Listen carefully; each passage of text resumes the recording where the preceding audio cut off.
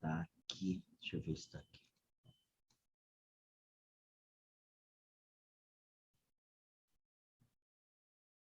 Ó, tem na internet.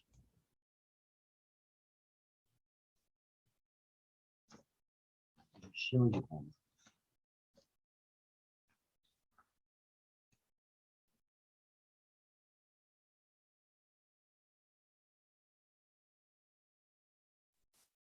Deixa eu até ver se baixa aqui.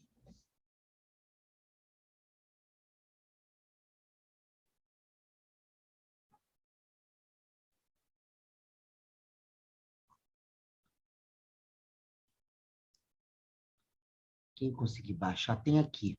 Só que tem que baixar. Ah, peguei. Tá ele todo aqui. Vou botar lá agora. Espera aí. Deixa eu só...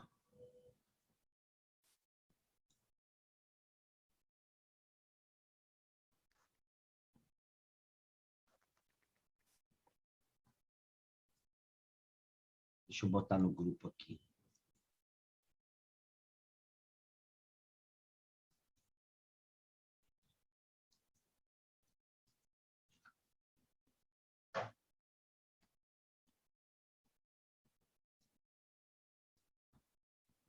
Ó, pessoal.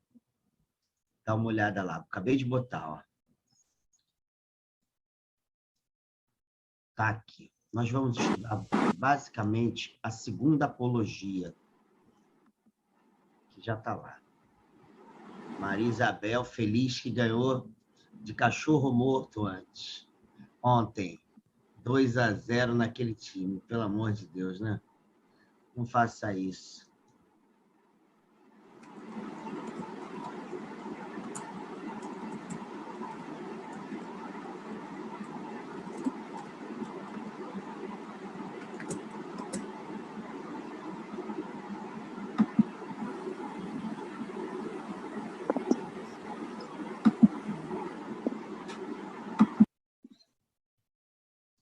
Deixa eu só ver um negócio aqui.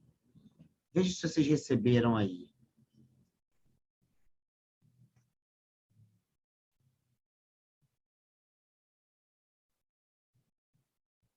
Chegou sim. Chegou? Chegou assim, tá no Patrícia. WhatsApp, né? Isso. Vê se dá para abrir direito na segunda apologia. Como é que tá aí?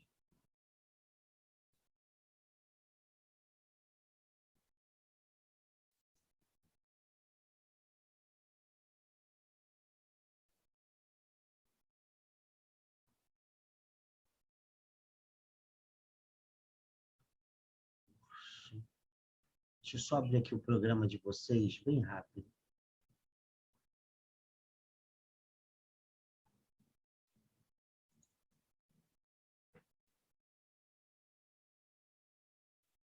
Tá dando para abrir, professor. Tá? Beleza. Deixa eu só abrir o negócio da ementa, só para ver um detalhe aqui.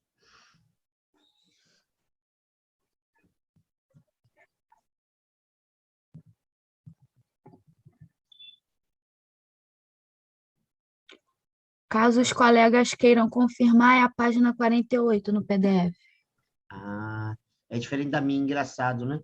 Em formato de PDF ele muda. Não sei Sim. por quê, né? Deixa eu só ver um negócio aqui. A introdução começa na 46, não é isso? Introdução à segunda apologia. Não, é porque é diferente a paginação. A minha aqui, deixa eu até ver. A segunda apologia é página 91. Olha a diferença.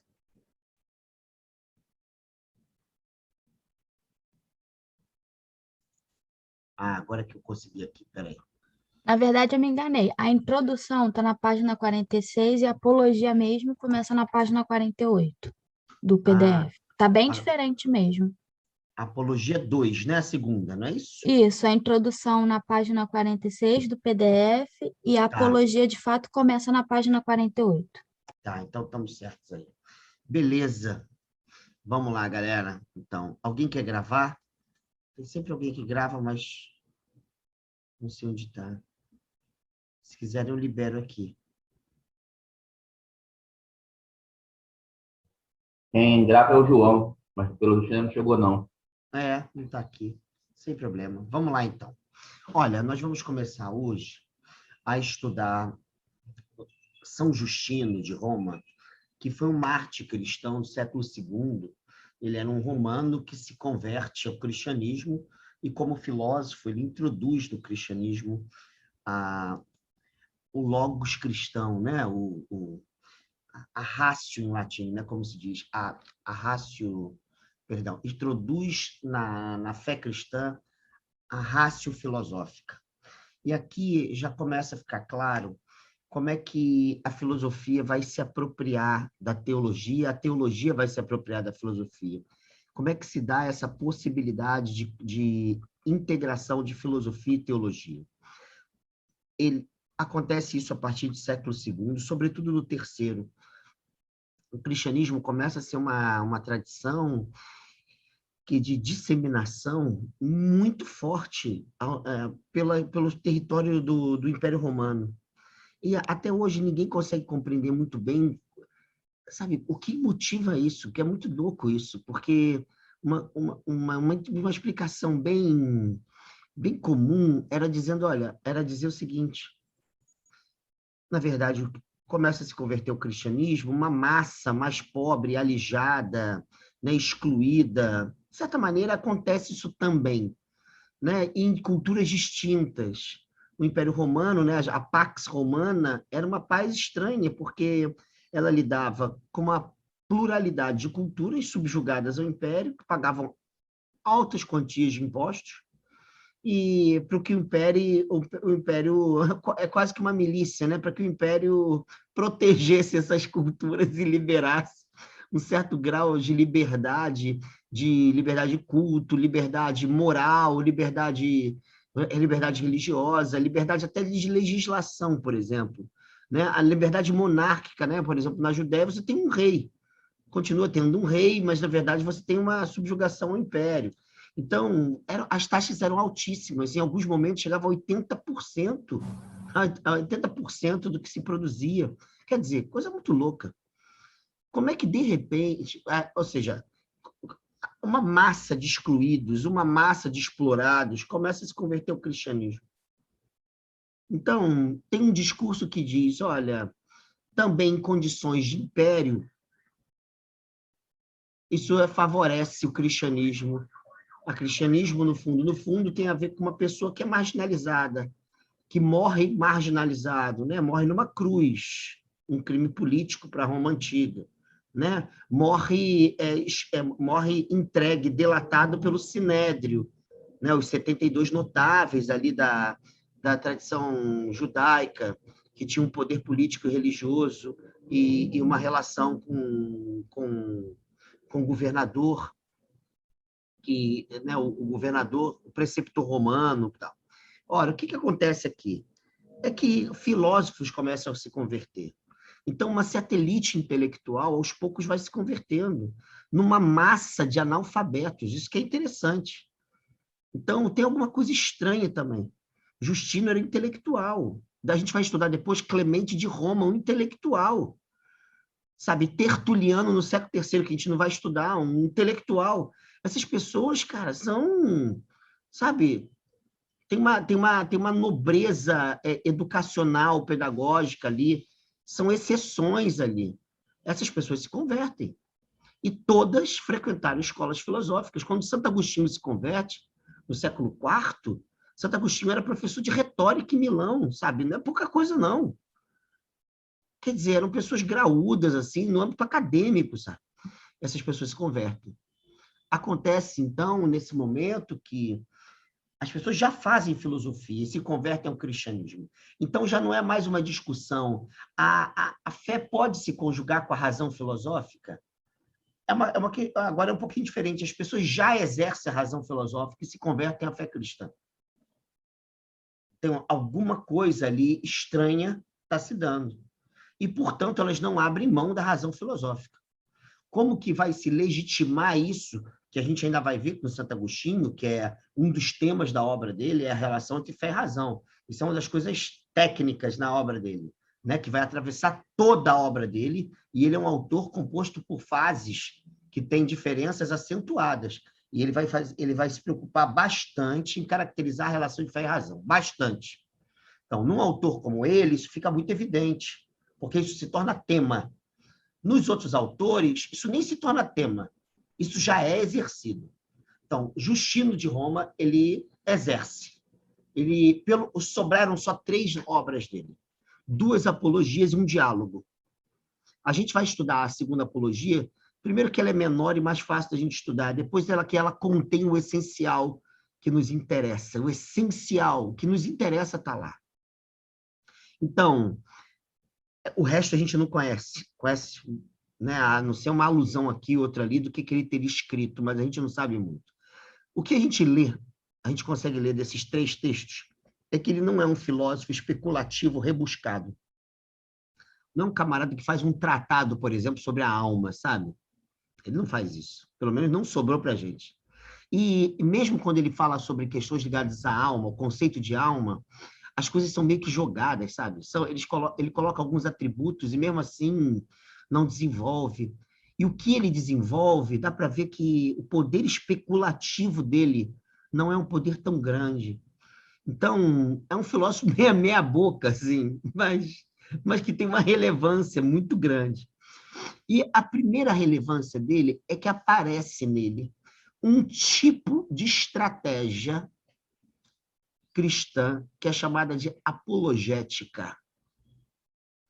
Então, a gente está numa época que se chama comumente, em filosofia, em teologia, às vezes é o mesmo termo, às vezes muda um pouquinho, chama-se de patrística, que são esses primeiros padres da igreja, que vão, de certo modo, tem autores que botam até o século IX, tem autores que botam até século XI, mas são, sabe, os primeiros 7 séculos da era cristã, onde eles estão bem, né, eles estão ali construindo ali a base do que será a tradição cristã, doutrinariamente pensada, filosoficamente especulada, sabe? São esses padres os primeiros. No primeiro momento da era do que a gente chama de era cristã, você tem a era apostólica, ou seja, são os apóstolos, a geração que viveu com Jesus ou que teve contato com quem viveu com Jesus. Agora, a gente está na geração dos padres apologetas ou apologistas. E o que fazem esses padres? Eles são defensores do cristianismo diante do Império Romano. Eles são minoria sociológica, mas eles estão afirmando a plausibilidade da fé cristã em condições adversas. Então, faz parte desse momento um conjunto de temas e de estratégias argumentativas que visam, por um lado, mostrar o direito de ser do cristianismo, essa é a primeira coisa. Por outro lado, a injustiça de perseguição aos cristãos e cristãs. Em terceiro lugar, os erros de quem persegue o cristianismo. Então, o direito de ser, depois, a injustiça da perseguição e os erros de quem comete essa injustiça. E esses erros não são erros meramente jurídicos e morais e políticos. Eles são erros de pensamento. Entende? Eles são erros, no sentido eles são erros conceituais. Então, quando a gente abre as 2 apologias do Justino, ele está muito preocupado com assassinato contínuo de cristãos. Todo mundo já ouviu falar ou já leu alguma coisa sobre a chamada martiriologia cristã. O que é a martiriologia? É o estudo dos mártires dos primeiros séculos de cristianismo.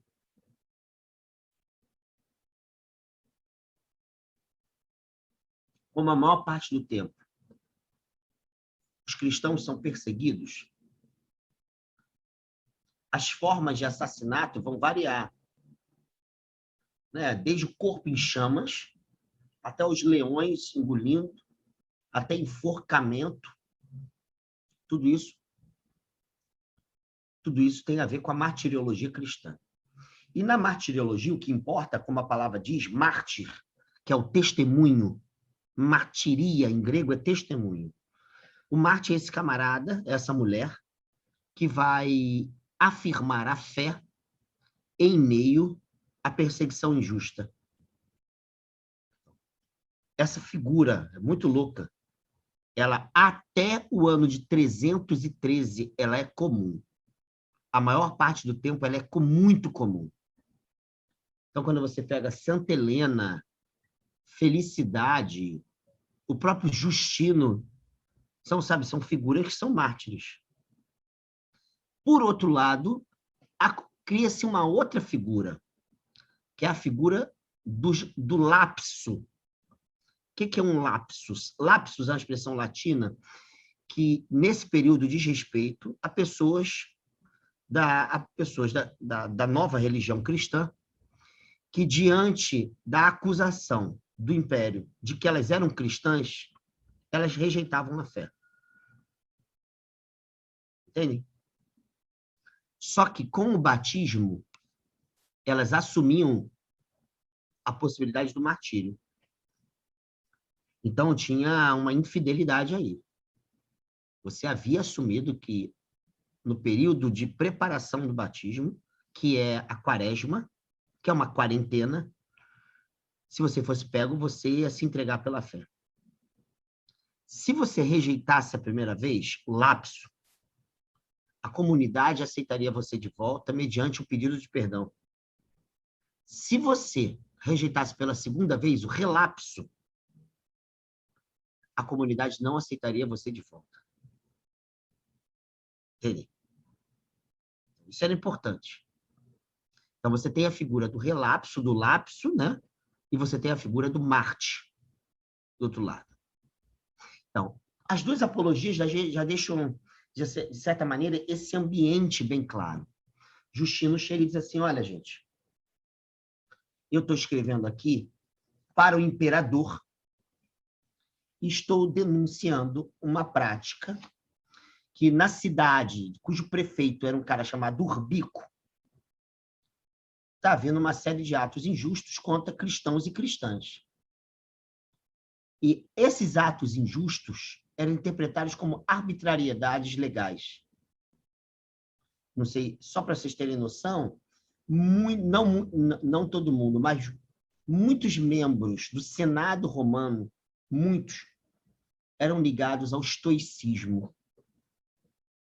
Então, era muito comum que a atividade, tanto da legislação quanto da observação das leis, em outras palavras, tanto legislativo quanto executivo, era comum que se falasse na virtude da observância da lei. Uma coisa que a gente fala até hoje. A virtude da observância, ou seja, a não arbitrariedade dos julgamentos e das práticas.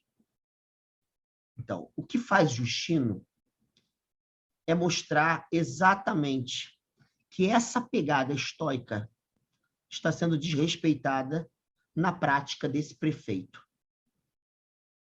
E ele começa o texto dizendo o seguinte, exceto aqueles que são os cristãos, que sabem que a maldade, ela não passa, ela não tem impunidade nesse mundo, uma vez que a vida após a morte não é juridicamente neutra e moralmente neutra, porque quem realiza a maldade necessariamente vai para o inferno, exceto esses, aqueles que julgam os cristãos julgam por arbitrariedade. Então, a primeira coisa que ele coloca é isso. É um dado bem teológico e, ao mesmo tempo, moral. Olha, a gente está num tempo em que a maior parte das pessoas não relacionam morte com juízo. Os cristãos relacionam. E, por isso, para quem segue a fé cristã, a realização de injustiça nesse mundo tem um preço muito alto. Urbico não é cristão. Está pouco se fudendo para a tradição cristã. Logo, é isso que ele está dizendo. Logo, parece ser legítima a arbitrariedade e a perseguição sem pé nem cabeça de quem é membro da nossa tradição. A segunda coisa que ele coloca, interessantíssima no início, ele diz para o imperador: vós sois da nossa mesma natureza, irmãos nossos. Por mais que, por causa da vaidade das vossas supostas dignidades, não o reconheçais nem o desejeis. Aqui está um dado, parece um detalhe, mas é extremamente essencial. A tradição cristã, não sei se vocês sabem disso, ela vai pegar um adjetivo romano, latino, e vai transformar num substantivo.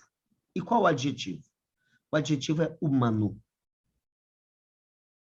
Na Roma Antiga, próximo ao que a Grécia fazia, mas de outra maneira, quando você falava assim, homo humanus, homem humano, você distinguia o humano do homo barbarus, do bárbaro. Romano era o humano. Entende? Não tinha essa ideia de que a gente fala assim, não, todo mundo é humano. Nós temos que humanizar. Sabe, os africanos são ou não são humanos? Como aconteceu a pergunta em relação a pessoas negras, né, na escravidão moderna. Os índios são humanos? Essa pergunta pressupõe uma substancialização da noção de humanidade. E essa noção é bem interessante, porque ela é filha do cristianismo. Até quando o cristianismo pergunta se pessoas negras são humanas, já pressupõe que ela transformou o adjetivo num substantivo, entende? Inventou a universalidade da humanidade. Essa é a primeira coisa. A segunda coisa é a ideia de dignidade. Dignidade é uma palavra latina que também era usada para falar dessa adjetivação. Nós somos humanos, vocês não são humanos. Nós temos dignidade, vocês não têm dignidade. Então, a dignidade, ela era refém da adjetivação. O que está acontecendo aqui já é um elemento que indica o que o cristianismo vai fazer. Vai assinalar que a humanidade é a condição de todo mundo, que é dotado, por exemplo, de corpo e alma racional, que são categorias gregas né, que estão na tradição grega. Então, essa ideia de que a humanidade ela é universalizada. E a segunda coisa é que a dignidade também é universalizada.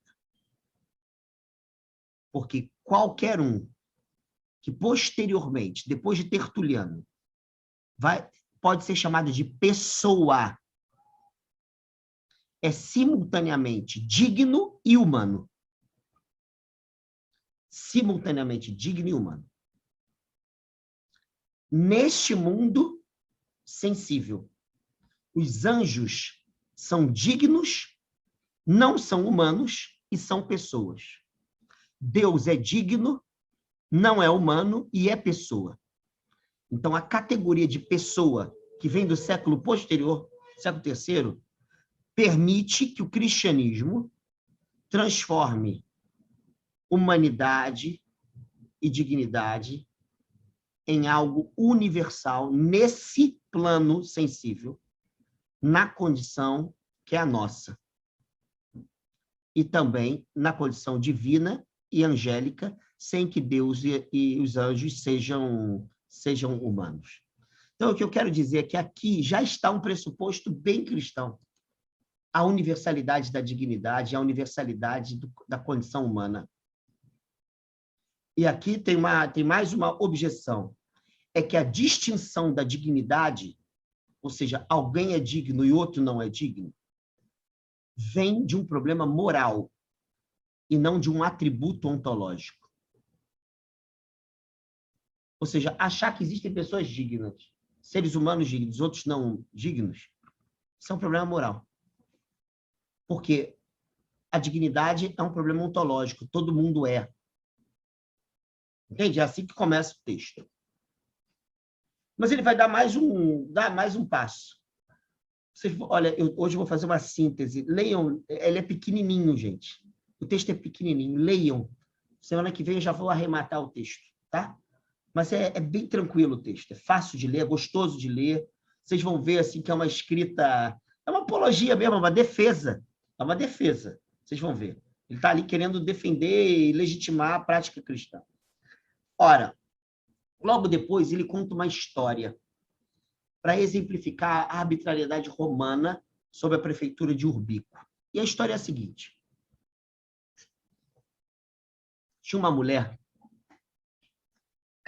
que era casada com um cara e ambos, segundo diz o texto, eram dissolutos. É muito legal isso. Porque eram dissolutos, que eram cidadãos romanos e viviam numa certa licenciosidade sexual. Até que essa mulher, por causa de um tal de Ptolomeu, se converte ao cristianismo. E ela chega para o marido e fala para ele, meu bem, vamos mudar de vida, cara. Você fica fazendo viagens aí e tal, e fica transando com todo mundo. Eu também. Eu também saio com uma galera aí e tal. Vamos fazer o seguinte, cara. Vamos mudar de vida. Eu mudei de vida. Eu aceitei Jesus e tal, tal. Beleza. Fala isso e nada, e nada, e nada. Até que um belo dia esse cara viaja, continua viajando e sai pegando geral. E aí ela chega para ele e fala assim, olha, eu vou pedir o divórcio. Isso é engraçado, é um parênteses legal. No direito romano, a mulher tinha a possibilidade de pedir o divórcio, tanto quanto o marido. Diferente, por exemplo, do direito judaico, onde quem lavrava a carta de divórcio era o marido. Isso aparece no Evangelho de Marcos, capítulo 10, quando Jesus fala sobre o divórcio. E ele compara a lei romana. Aqui aparece o exemplo mesmo. Ela chega e pede o divórcio. E o cara fica puto. Só que como era um direito adquirido, ele não tem como bater de frente com ela. Só que ele chega para o juiz e fala assim, olha, meu camarada, olha só, eu quero denunciar, não a minha ex-esposa, eu quero denunciar o cara que a fez se separar de mim. Qual é o crime? O crime é que ele é cristão. Era isso. Era um crime. Mas antes disso, o Justino, ele coloca um problema filosófico. Ele diz o seguinte, que a mulher queria dissuadir o marido a viver a castidade. Castidade é um conceito cristão difícil de se traduzir, difícil mesmo. Porque castidade não é abstenção sexual. Castidade é exercício puro da sexualidade. A castidade significa literalmente pureza, literalmente. Então, pessoas casadas poderiam exercer de maneira pura a castidade, uma vez que eles exerciam a sexualidade sem licenciosidade. Essa era a questão. Então, todo o problema, diz a interpretação do Justino, é que a mulher não queria se separar dele. A mulher queria o exercício casto da sexualidade, só. E ele dá mais um passo, o Justino, e faz um comentário. Ó, dizendo o seguinte, ela queria persuadir seu marido à castidade, referindo-lhe os mesmos ensinamentos que ela recebeu, e anunciando-lhe o castigo do fogo eterno. Quer dizer, tem um pouco de cagaço aí no meio, né? Preparado para os que não vivem castamente, ó, castidade. E conforme a reta razão. Aí ela coloca esse problema. Quem não vive conforme a reta razão? Vocês estudaram aqui filosofia antiga? James, não é? Foi o James que deu aula para vocês? Deu? Sim. James e Inês. Inês, dois amigos, meu. Vem cá. Quais autores eles deram para vocês? Deram pré-socráticos? Deram quem? Vamos no pré-socrático, e aí foi evoluindo, né? Lá para frente, Aristóteles, Platão, e não conseguimos evoluir mais do que isso. Não. Em Antiga 1 trabalharam com pré-socráticos e em Antiga 2 trabalharam com trabalho com Platão. Platão, legal. Vocês viram alguma coisa dos estoicos? Não, pouca coisa. Só o James que ia falar da resistência dele, mas não chegou, não, a falar. Então, que pena. Olha, essa é uma área que eu gosto bastante, assim, é bem legal. Mas eu poderia dizer bem assim, bem de maneira bem fácil. Os estoicos criam uma expressão que, na verdade, não vem deles. Tem a ver com Platão, sobretudo bastante Aristóteles, que é viver segundo a razão, que depois se transforma em viver segundo a reta razão. Então, existe essa expressão, ela é bem legal, porque a racionalidade, na Grécia Antiga, diferentemente do que muitas vezes a gente estuda, ela não é uma propriedade humana que consegue decifrar a propriedade das coisas, sabe? Não é uma faculdade que a gente tem que nos faz conhecer o que a realidade é, tão somente. Na verdade, a racionalidade humana ela é direcionada para o âmbito praxeológico, ou seja, as práticas. O âmbito ético, no sentido de atuação, do modo de atuação sobre si, sobre os outros, sobre o mundo. Então, tem muitos estudos muito legais, né? Pierre Hadot, por exemplo, é um grande especialista nisso, que mostra que a filosofia antiga, antes de ser um discurso, é um modo de existência. Ou seja, o viver filosófico precede o discurso filosófico. E o discurso filosófico nasce do viver filosófico e retorna ao viver filosófico. Então, quando se fala razão, muito mais do que usar retamente a razão para saber o que as coisas são, isso é uma possibilidade da razão, é existir a partir do exercício reto da razão. Então, essa expressão ela fica muito famosa com o estoicismo, seja ele grego, com Zenão, por exemplo, seja ele romano, como Sêneca, Cícero e assim por diante. Então, aqui a gente vê a presença de uma expressão estoica, só que já em contexto cristão. Ou seja, como é que se vive para que o inferno seja digno de nós? Vive-se em dissonância da reta razão. Entendeu? É isso que ele está dizendo. Isso aqui que é importante. Viver de acordo com a reta razão é viver uma vida que é digna do céu. Viver em dissonância é viver a vida digna do inferno. O que queria a mulher com a castidade é a vida segundo a reta razão. Aí vocês vão me falar isso, mas isso é um tema cristão. Não.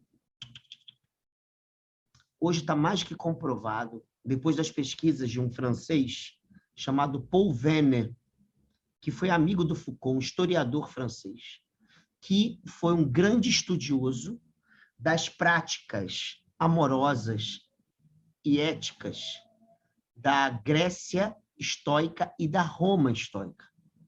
Inclusive, tem um texto muito conhecido sobre Sêneca, um livro só sobre Sêneca. Esse autor mostrou, no século XX, que o cristianismo ele não inventou a austeridade sexual, como a gente imagina. Como é que a gente imagina o cristianismo?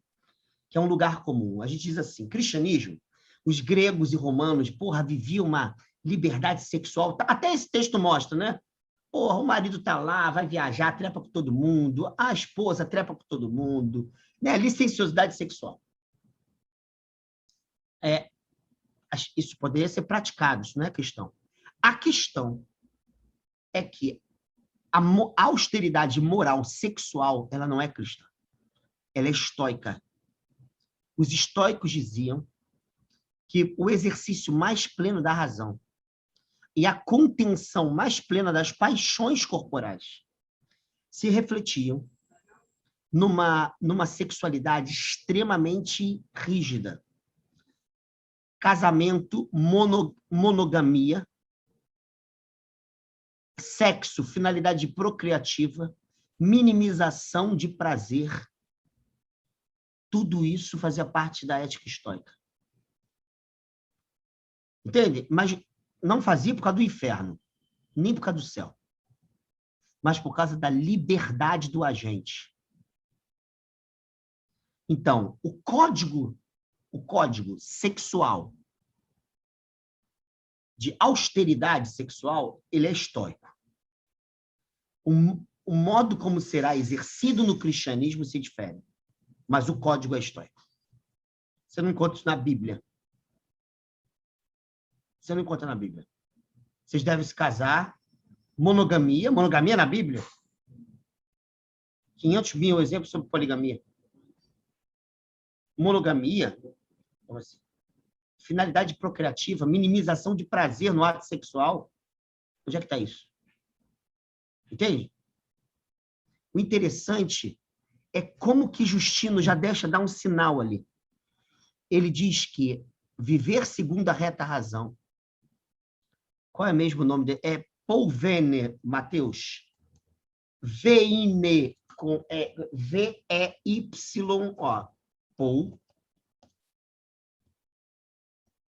Aqui, ó. Polvene. Está aqui. Pode procurar aí, tem muita coisa dele traduzida. Ele é um cara muito bom. Muito, muito, muito bom. Ele escreveu, inclusive, sobre o Foucault, porque eles eram amigos. Trabalharam juntos no Collège de France. Ora, qual é a questão aqui? A questão é que ele conecta, obviamente, a austeridade sexual, o viver segundo a reta razão e o inferno como questões cristãs. E aí diz o seguinte, que esse camarada foi perseguir o tal de Ptolomeu. E um centurião prendeu Ptolomeu, mas também era cristão. Foi denunciado como criminoso, morreu. E aí um senador se opôs. Acho que é Lúcio o nome dele. E aí Urbico falou assim, olha, você está se opondo a matar cristão? Só falta dizer que você também é cristão. Ele fala assim, sim, eu sou. E morreu.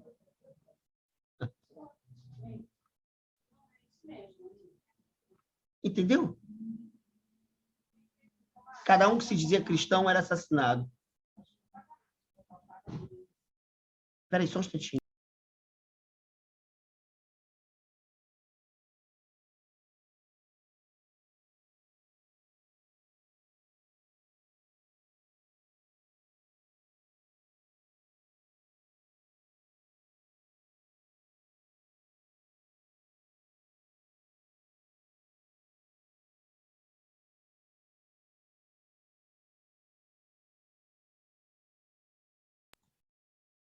Então, gente, qual é a questão aqui? A questão é a seguinte. Ele denuncia isso e logo depois ele pega um problema. E o problema diz o seguinte, a tradição jurídica romana percebe que essas pessoas que morrem de maneira arbitrária, de maneira injusta, elas morrem como mártires se alegrando na morte. E que rapidamente os romanos transformam isso em suicídio. Entende? E diz o seguinte, olha, cara, mais um motivo. Esses camaradas estão morrendo felizes. Logo, são suicidas. Tem alguma coisa de errado aí. Então, peraí. Será que esses camaradas não podem ser eliminados mesmo? Esses caras não querem viver. Entende? Então, é bem interessante, porque isso a gente está no século II, e acontece de o texto do Justino mostrar para a gente que a martiriologia ela foi inicialmente interpretada como suicídio. Então, ele para no momento, é bem pequeno, mas é um parágrafo só bem interessante, para dizer, olha, gente, eu vou mostrar um pressuposto teológico. A gente aprende pela nossa fé que Deus criou o gênero humano. E ele se compraz com quem realiza boas obras, ou seja, vive segundo a razão. E ele julga quem realiza obras más. Se a gente se matasse, a gente estaria realizando uma obra má. Mas se a gente negasse a fé nesse Deus que nos faz viver segundo a reta razão, a gente também estaria realizando uma obra má. Então, por que afirmar a fé? Por que afirmar a fé quando se é pego? E por que morrer alegremente? E ele diz uma coisa: eles não querem morrer alegremente porque gostam da morte e não gostam da vida. Eles querem morrer alegremente porque gostam da fé e rejeitam a injustiça. Então, morrer contra a injustiça, afirmando a fé, é um ato de alegria. Sabendo que Deus, que nos julgam mediante uma vida de acordo ou não com a reta razão, esse Deus jamais colocará os injustos num lugar ruim. E se o cristão não cometeu nenhuma injustiça, ele tem que morrer com alegria. Então, entra aqui um problema muito interessante, que é um problema clássico da chamada, que o Foucault tratou como parresia. Já ouviram falar essa expressão? Parresia. Parresia é um dizer franco. É um dizer na cara. E a parresia é um tipo... O Foucault estudou bem, mas outras pessoas também. Parresia é um tipo de discurso que, ao dizer a verdade, coloca a sua vida em risco. Então, por exemplo, era um discurso que implicava quem dizia, quem o fomentava. Implicava a sua existência. É isso que é uma parresia. Implicava porque colocava em perigo. Então, Foucault ele analisa diversos discursos, discursos dos profetas, discursos dos mestres, porque, sobretudo, mestre na filosofia, que tem esse discurso franco com o discípulo. É engraçado, esse discurso aqui é uma espécie de parresia. Porque o que está fazendo o Justino? Ele está dizendo assim, olha, por que o cristão, quando é pego, muitas vezes fala na cara, eu sou sim. Eu sou sim. E por que é uma virtude falar na cara sobre a sua fé, sabendo que você pode ser morto por causa dela? Que dizer é esse? Que está ali, no século II, e vai até o século IV, que é o dizer dos mártires. Ou seja, esse dizer é um amor à morte, um ódio à vida? Ou é um amor à fé e à justiça? E, portanto, a relativização da vida, caso ela seja vivida injustamente. Que dizer é esse? Entenderam? Cara, é muito interessante esse fenômeno histórico. Edward Gibbons, ele é um autor que analisa o cristianismo dos primeiros séculos, um historiador. Ele diz uma coisa bem interessante, assim. Ele mostra como que o cristianismo se prolifera, entrando não é uma coisa de fora, ele entra em todos os lugares do império, inclusive, cara, inclusive no poder, nas esferas de poder, ele vai entrando, ele vai se proliferando, e ele bota isso, quanto mais se mata e mais as pessoas se deparam com a altivez de quem morre, tem uma altivez ali, tipo, fala na cara mesmo, sou cristão, você vai morrer, tá bom, e morre. Quanto mais morre, mais o cristianismo prolifera. Não é mata-se e silencia-se. Não é. O silêncio não vem acompanhado do assassinato, pelo contrário. Matou, falou, matou, falou, matou, falou. Isso prolifera, prolifera, prolifera, prolifera. O mecanismo de repressão, ele funciona de modo contrário. Reprimiu, dissemina. Entende? E aqui ele dá uma razão importante. A razão é, a gente não gosta de suicídio, não. A gente gosta da justiça. Entende?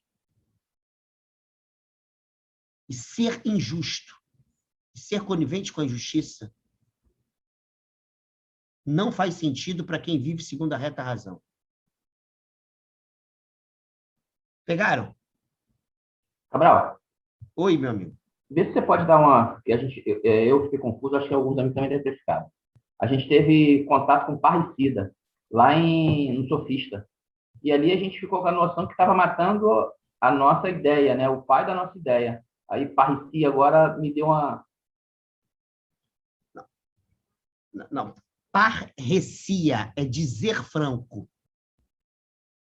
Parricídio é matar o pai. É outra coisa. Por exemplo, dizer franco é o seguinte. Você chega para um amigo, conta uma história, e aí você pergunta assim, e aí, o que você acha? Ele fala na tua cara. Achei que você fez merda, meu amigo. A relação de amizade, ela tem um espaço que permite a franqueza do discurso, sabe? Cara, acho que você fez merda. Acho que isso não foi bom para você, não. Acho que você foi injusto. Isso é parrecia. Ou, muitas vezes, eu não sou uma pessoa assim, mas muitos orientadores e tal, né, eu gosto de dizer de maneira... Eu não gosto de fingir, mas eu não gosto de falar de maneira dura com o aluno. Acho que isso não ajuda quase ninguém. Às vezes isso deixa a pessoa mais amuada e tal. Mas muitos orientadores chegam e falam assim, olha, teu texto está uma merda. Teu texto está uma merda. Gente, isso é um dizer franco, cara. E ele, de certa maneira, ele é duro, e a pessoa que diz, ela de alguma forma está se expondo. Ela está se colocando assim numa situação que é uma situação que não é neutra. Não é eticamente neutra, não é politicamente neutra. Isso é parrecia. Entendeu? É outra coisa. Podem procurar aí na internet o que é parrecia. Não é parricídio. É outra coisa. Beleza. Legal? Para completar hoje, gente, já que vocês vão ler semana que vem, ele termina aqui a parte dos demônios. É muito interessante. Professor, Oi, fala, minha amiga. Fala, cara. Antes que o senhor entre na sua próxima colocação, talvez o que chamava atenção e fazia com que se disseminasse tanto não seria o ato de coragem, porque quando os cristãos estavam ali à beira da morte, eles estavam ali ainda cantando hosanas e passando corajosamente por aquela brutalidade. E tenho talvez assim uma impressão desse momento de que o que chamava ali era a honra, a coragem de lutar verdadeiramente pela sua fé. Talvez tenha sido isso que tenha alarmado e cativado tantos outros a se converterem. Talvez não seria isso também? Também, Camila. Olha, por isso que estudar esse período é difícil, porque a gente não tem nenhuma resposta unilateral. É uma composição, sabe?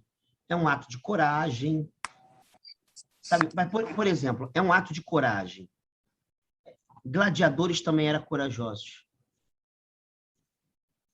E ser gladiador não se proliferava como ser cristão, sabe?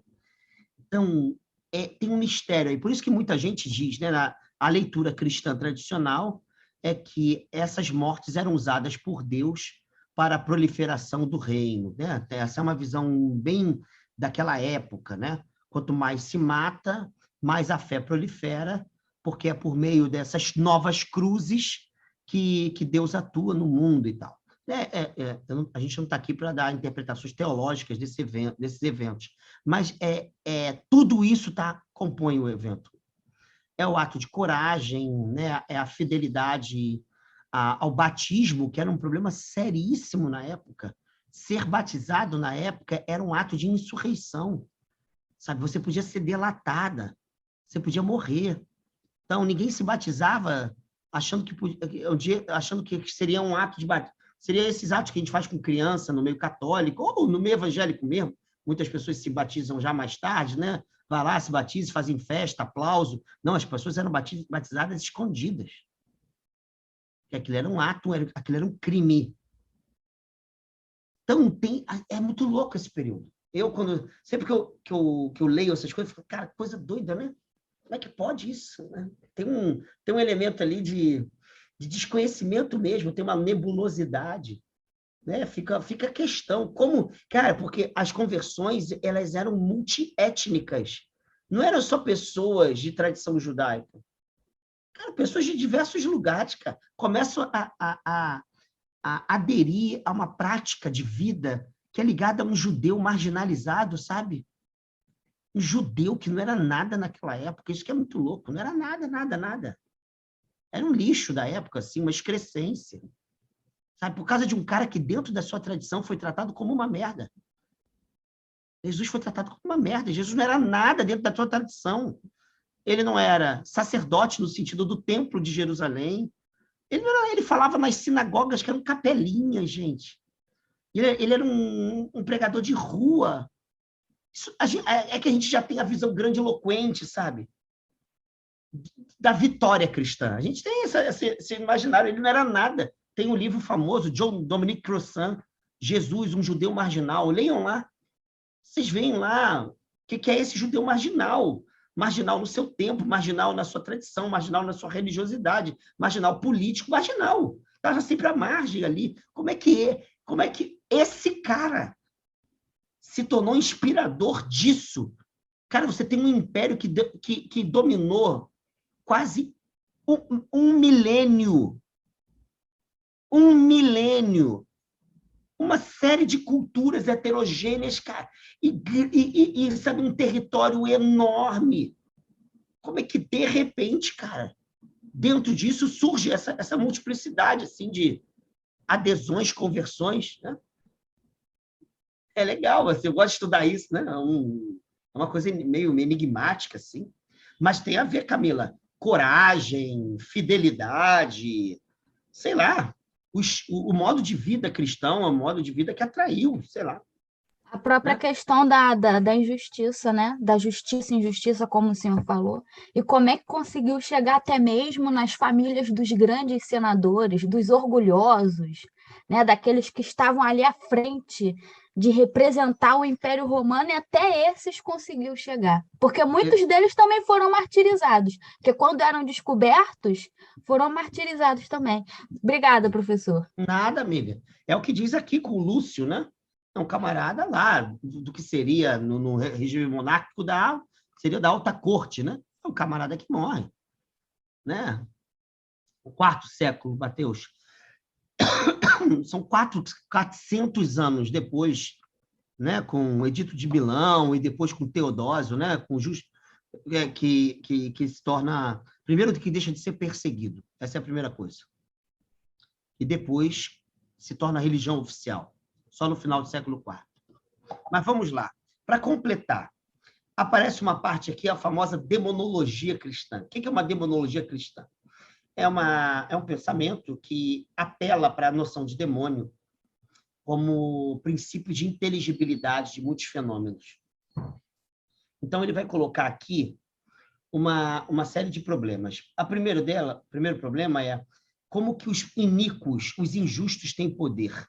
Como que Deus permite que pessoas injustas exerçam poder? ainda que essas pessoas possam ser castigadas no futuro. Como? Depois, como que o ser humano se torna... Como é que ele foi seduzido pelo mal? Por que a injustiça seduz o ser humano? Então, ele coloca o problema do demônio. O que é o demônio, né, para ele aqui? Então, ele pega uma série de compreensões mitológicas do seu tempo e, de alguma maneira, ele coloca isso como um problema filosófico sério. Ele vai dizer que demônio, ele nasce de uma... Ele aparece, perdão, nasce não, ele aparece num tipo de vida que é uma vida segundo a reta razão. É uma vida que não é segundo a reta razão. É uma vida segundo as paixões. Isso é uma expressão também que está em Aristóteles, mas sobretudo nos estoicos. Uma vida segundo as paixões é uma vida segundo a corporeidade. Vale lembrar que as paixões eram um problema corporal. O ser humano que ele vive segundo as paixões desenfreadas é um ser humano que vive segundo uma corporeidade que não tem uma medida racional assegurada. Então, o que ele vai dizer é que das paixões desenfreadas nascem uma série de ideias, portanto, nascem um conjunto de pensamentos e de práticas que mostra que o demoníaco é sagrado, o demoníaco é divino. Divino é o demoníaco. Em outras palavras, diviniza-se o mal, e o mal é demoníaco. Então, o que ele tenta mostrar é que o corpo produz conhecimento, as paixões produzem conhecimento. E se o corpo, as paixões, não estiverem sendo atuadas no interior da reta razão, os conhecimentos do corpo e das paixões produzem a inversão da reta razão. Em outras palavras, o que a reta razão considera como mal, o corpo sem a reta razão considera como bem. E é assim que atuam os demônios. Os demônios atuam nessa perversidade antropológica. O corpo, como sede do conhecimento, engana a razão, engana os nossos modos de ser, de tal modo que o que é bom vira mal, o que é mal vira bom. Entende? Portanto, agora vem o problema. Agora vem o problema que eu vou terminar com isso. Nas culturas pagãs, as divindades pagãs são resultados dessa enganação. São disfarces divinos da maldade demoníaca. E, portanto, quem se apega a divindades pagãs não pode viver segundo a reta razão. Pegaram? Pegaram? Entenderam? Porra, isso é bem arquitetado, né? Tá cheio de detalhes aqui, né? Não é um discurso tão simples assim, né? Mas interessa a ele mostrar como que os demônios funcionam na vida humana e como que a vida humana se seduz pelos demônios. A vida humana só pode se seduzir pelo demoníaco porque é possível para os seres humanos viverem em dissonância com a reta razão. Viverem segundo a força das paixões sem a medida da reta razão. Legal? Vou citar um caso para vocês, bem fácil de pegar.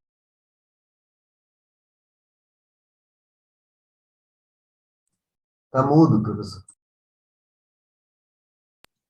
Se vocês lerem na Ética Nicômaco de Aristóteles, como que Aristóteles tematiza a virtude, que os estoicos também vão pegar bastante coisa dele e tal, ou o próprio Platão, Vocês vão ver lá que a palavra areté, a palavra virtude, que significa literalmente excelência, ela vai ser caracterizada como um meio termo entre dois extremos. Esse meio termo, ele não é matemático, diz Aristóteles. Porque matemático seria, por exemplo, qual o meio termo entre 1 e 5? 3, número 3. O meio termo da virtude, ele nunca está no meio, ele está acima. Então, a virtude, enquanto meio termo, ela é superior aos extremos. Por exemplo, a coragem é o meio termo entre covardia e temeridade. Entende? Então, a coragem ela está acima da covardia e acima da temeridade. Ela não está no meio matemático. Entenderam? Não é uma relação de proporcionalidade matemática. E o que o Aristóteles vai dizer lá é que uma das virtudes, um tipo de virtude, chama-se virtude ética, é aquela cujo meio termo ele se refere às paixões. Acabei de citar uma, a virtude da coragem. As paixões é que ganham o seu meio termo. E esse meio termo ele é dado pelo logos, pela razão prática. Entende? A razão prática é que dá esse meio termo.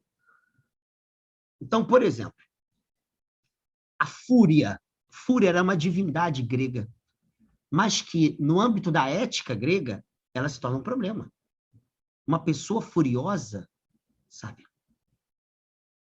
Ela se torna refém de uma raiva que não a permite, por exemplo, atuar com indignação, porém com uma medida racional, que seja uma medida que pondere o uso da raiva. Uma pessoa furiosa, ela é aniquiladora. E não há virtude nisso. Entende? Então, o que o Justino está dizendo? Ele está dizendo uma coisa bem óbvia. A paixão é uma questão corporal. Se a medida da nossa vida não é dada pela razão, mas pelas paixões, a gente vai considerar medida o que é desmedida. E isso é demoníaco. E a gente vai se seduzir com a injustiça, acreditando na justiça. Isso é o demoníaco. Entenderam? Então, galera, para a semana que vem, leiam a segunda apologia. Tá bom? Foi uma introdução hoje. Tá indo legal? Tá todo mundo indo bem? Tá joia, muito bom. Tá? Obrigado, professor. Tá ótimo, professor. Tá tudo ótimo. Então, olha, um beijo e bom final de semana para todo mundo, tá? Beijo, Senhor professor. Tchau, também. até Obrigada, semana que professor. vem. Bom final de semana a todos. Vocês também.